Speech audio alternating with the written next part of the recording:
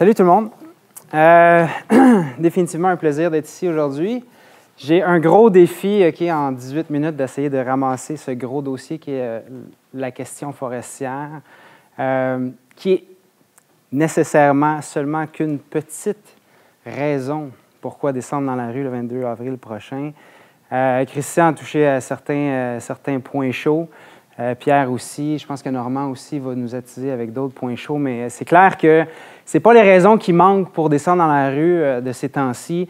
Peut-être les grands sujets absents, juste les mentionner, sont importants à mentionner. Changement climatique, Kyoto, ça aurait été intéressant d'avoir des experts qui auraient pu nous parler de ces enjeux-là. Là, on se contente du dossier ressources, mais il y en a d'autres aussi. Le climat est définitivement hyper important. Donc, moi, ce que j'ai comme défi aujourd'hui, c'est de vous amener dans le bois. Je suis un passionné de forêt, puis ça fait bientôt 10 ans que je travaille là-dessus, à essayer de voir comment on peut développer notre forêt, protéger notre forêt, exploiter une certaine partie, mais aussi en protéger une bonne partie, puis faire en sorte qu'au Québec, on est fiers de ce qu'on fait sur notre territoire. Puis on a tellement de forêts au Québec. Je ne sais pas c'est qui est allé dans le bois dernièrement, mais je suis tellement fier de ce qu'on a comme territoire forestier. À chaque fois qu'on sort dans le bois, je pense qu'il y a une certaine fierté, un sentiment d'appartenance comme Québécois quand on se déplace sur le territoire, qu'on voit à quel point il y a encore des beaux paysages, des zones à couper le souffle. On a le goût que les gens la voient, cette forêt-là, mais il se passe des choses pas catholiques, puis c'est bon de le savoir. Ça brasse, ça bouge en forêt. Il y a un nouveau régime qui s'en vient au Québec, un nouveau régime forestier. Puis ce que je vais vous présenter aujourd'hui, c'est vraiment un portrait rapide. Il y a beaucoup de questions que je n'aborderai pas, mais les affaires essentielles sont là. La première des choses, c'est qu'on est extrêmement riche. Le Québec, c'est 750 000 km² de territoire forestier, des écosystèmes du sud vers le nord qui évoluent, de la forêt mixte à la frontière américaine jusqu'à la toundra, évidemment, dans le Grand Nord. Mais nos écosystèmes forestiers passent de forêt mixte, forêt de boréale, notre très grande forêt boréale, puis après ça, on ouvre dans la taïga. Donc, tous ces écosystèmes-là évoluent du sud vers le nord et sont définitivement gigantesques. Une des choses, je me rends compte qu'on ne voit pas super bien les images, mais j'ai plusieurs images pour se rappeler à quel point c'est beau chez nous. Une des choses, c'est que cette forêt-là nous appartient. Plus de 85 % de notre forêt est publique. C'est notre joyau et c'est notre gouvernement qui est responsable de sa gestion. Et donc, quand il se passe quelque chose en forêt, il se passe quelque chose chez vous. C'est un bien qui appartient à tous les Québécois et évidemment qui est surtout des terres qui appartiennent depuis des millénaires à des nations autochtones qui sont là sur le territoire, qui utilisent le territoire, qui ont besoin de ces terres-là pour maintenir leur activité traditionnelle. Donc ça, hyper important dans le débat de ce que c'est le bien commun, bien, c'est aussi cette réalité qui est le territoire dans son ensemble, puis c'est qui est là-dessus, ce territoire-là. Puis ça, je pense que c'est hyper important de garder ça en tête. La terre qu'on occupe actuellement, ce n'est pas notre terre, ça n'appartient pas à personne. C'est une terre qu'on emprunte, qu'on utilise. On va avoir quelques relations avec elle pendant notre courte vie, mais ça fait des millénaires qu'il y a des gens qui sont ici, qui l'occupent. Et donc, c'est la moindre des choses que de garder un sentiment de respect envers cette beauté-là. Donc oui, il y a des gens qui se déplacent en forêt. En fait, il y a à peu près 2,5 millions de personnes qui se déplacent en forêt à chaque année au Québec, qui vont voir la beauté de notre territoire. Les Français viennent d'Europe, les Américains viennent chasser le caribou, les Ontariens viennent faire du camping. Le monde vient de voir à quel point que c'est beau. Mais par contre, ce qu'on va faire, c'est surtout une utilisation industrielle de notre territoire. Donc, vous allez voir que l'empreinte qu'on a en territoire forestier actuellement est principalement une empreinte industrielle. Pourquoi? Bien, la première des choses, c'est qu'on a alloué énormément de nos forêts publiques à l'industrie. Donc, 88 % de nos forêts publiques productives au Québec ont été allouées à des fins d'exploitation industrielle. Donc, évidemment, c'est une très forte proportion.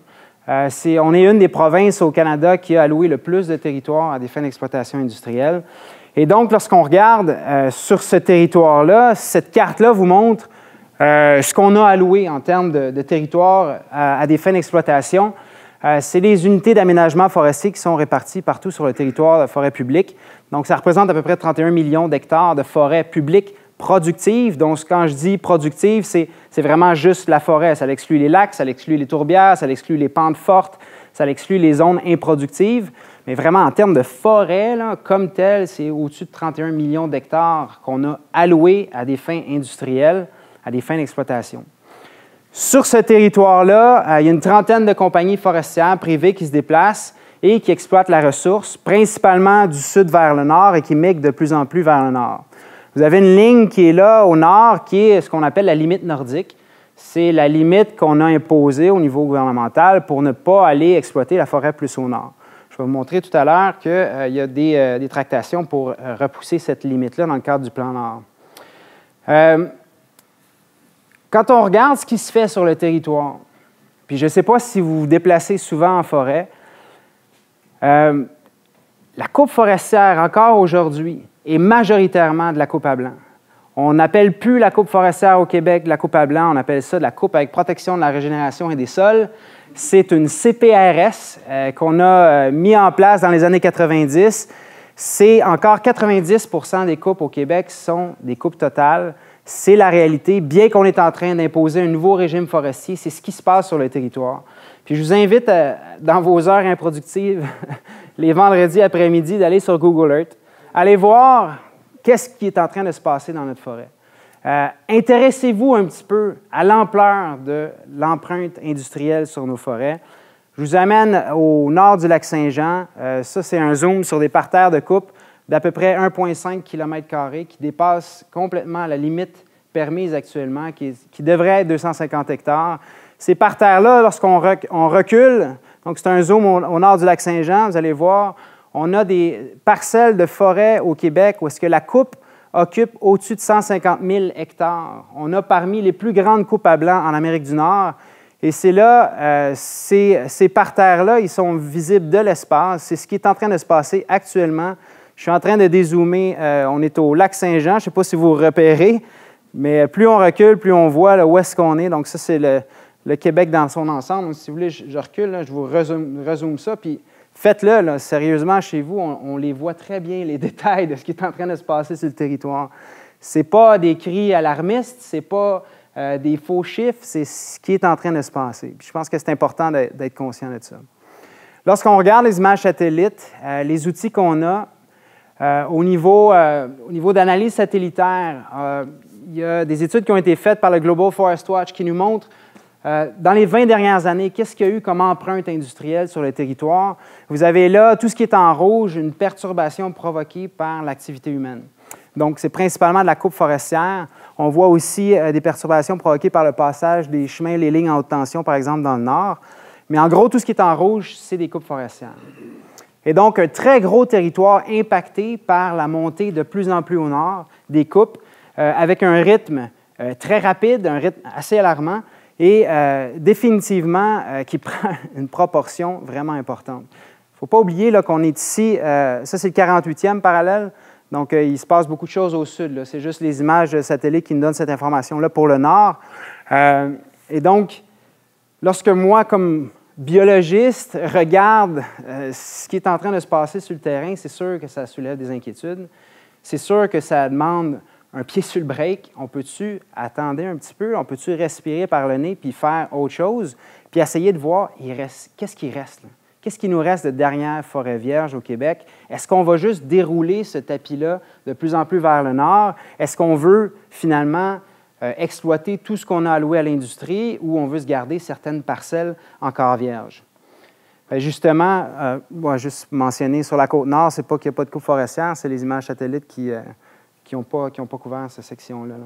Mais il y a de la coupe dans ce secteur-là. D'ailleurs, sur l'île René-Levasseur, il devrait y avoir du rouge là, parce qu'il y a eu de la coupe dans ces secteurs-là.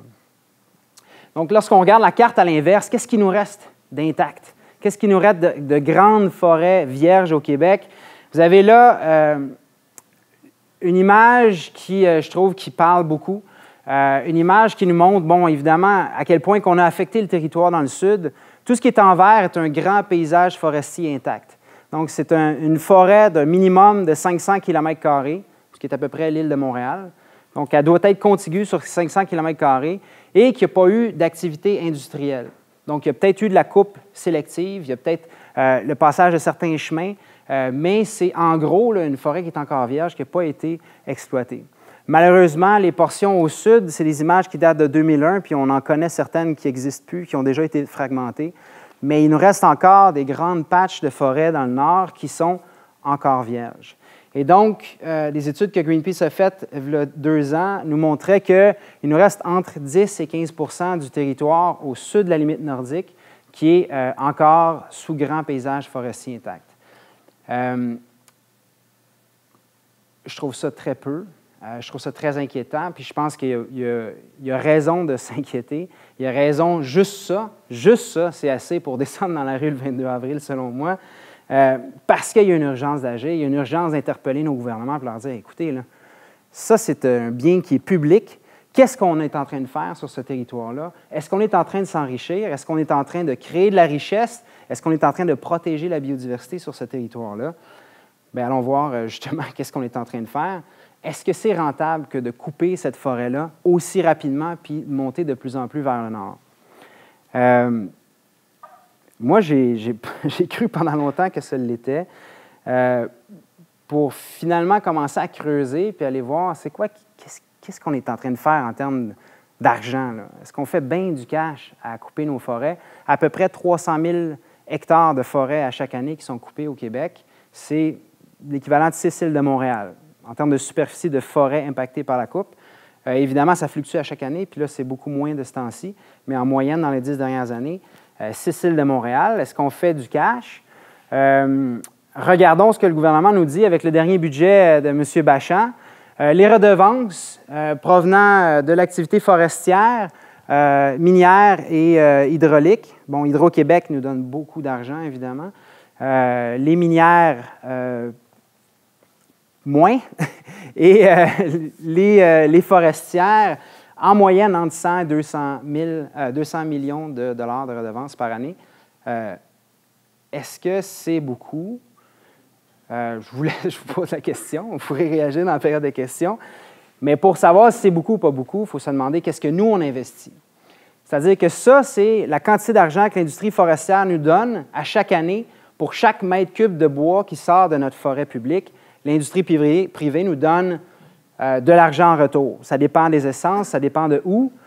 Entre 6 et 15 piastres du mètre cube à peu près, qui est à peu près un arbre, un mètre cube à peu près un arbre. Donc, 6 à 15 piastres de l'arbre qu'elle nous donne. Puis nous, on investit sur le terrain. Nous, on investit, on paye 90 % des chemins forestiers. On construit à chaque année au Québec 5 à 6 000 nouveaux kilomètres de chemins forestiers pour aller chercher la ressource. C'est 2 fois l'aller-retour Montréal-Miami.